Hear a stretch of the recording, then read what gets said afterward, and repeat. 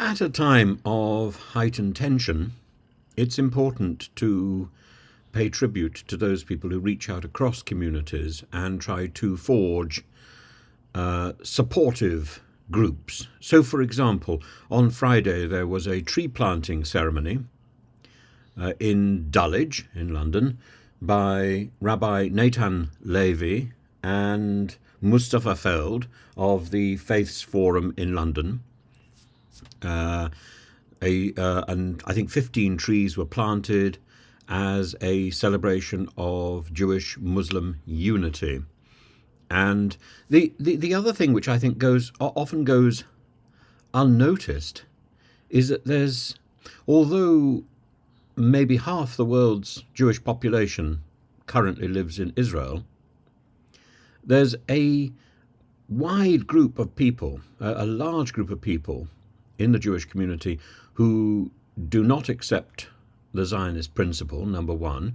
There's an even more vocal group that some of whom live in Israel as well, who do not accept the activities and the decisions of the present Israeli parliament, the present Israeli government led by Netanyahu. And so although there are people like me who are supporters of the State of Israel, there are many people who also, like me, do not approve of the extreme positions adopted by the present Israeli government. And there are even other people in the Jewish community who do not accept the State of Israel itself. So the idea advanced, for example, by Rishi Sunak, that there is an automatic assumption that if somebody supports the State of Israel that they are Jewish, or if somebody does not support the State of Israel that they are not Jewish, that Israel and Judaism automatically go together. That isn't necessarily true, first of all. Yes, the State of Israel must be supported, I believe. And yes, the Jewish community must be supported, I believe. And there are many people in Britain today who may not support the current State of Israel, who may not support the current government in Israel, who nevertheless will be experiencing the pain of losing members of their family and seeing their own community in serious trouble and besieged. There are many other people in the Palestinian and Islamic community who will feel equally hurt by the activities of Netanyahu, who will also be experiencing the pain of family members who have been lost to the conflict and to the siege. This is not a binary choice. It's not about you are Muslim or you are Jewish or you are Christian. It's about a series of political moves, a series of bellicose moves by both a terrorist organization and by the Israeli state, predicated on a lack of communication over the last 20 years. It's that lack of communication which is the key, I suspect, to the problem. But you can't undo the errors of 20 years. You have to deal with the reality that is presented today. And what is the solution? If I had a solution, I would be in political power. I'm not. I don't.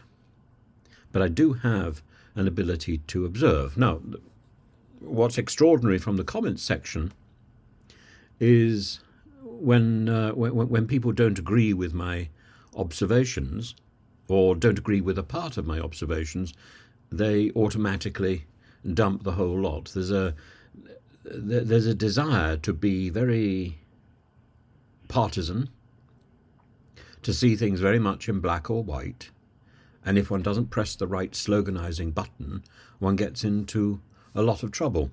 Even if one uses phrases like, for example, axis of evil, which I have used. The original axis of evil was designed by a speechwriter for George W. Bush. It was an absurd phrase in many ways, but it is a phrase that describes the combination of different national actors. And today it's quite clear there is a similar axis of evil going on that has led to the Hamas crisis. It's in the interests of Russia, of Iran, to promote the Hamas crisis. Whether they are actively involved in starting it or engineering it, I don't know, but they're certainly busy fueling the flames from a safe distance, using other proxy countries like Yemen and Syria to do their dirty work. So I think it's rather silly to throw the baby out with the bathwater. We have to look at all the different expressions and all the different permutations. So, for example, from the river to the sea is it's a very loose translation of the Arabic. The Arabic, I believe, is not exactly it does not exactly translate as from the river to the sea. And maybe I should look at some of these slogans on their own at a later video. But I think we have to be really careful with the language that is used.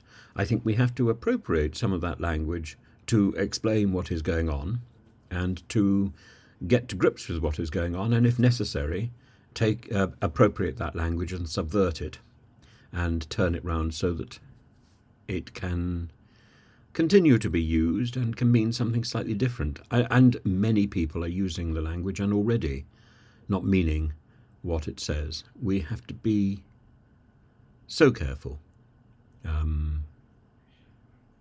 But I think part of the process is to start with the language and try to take its nastiness away, to try to pacify the language. Only when we start by pacifying the language can we then hope to pacify the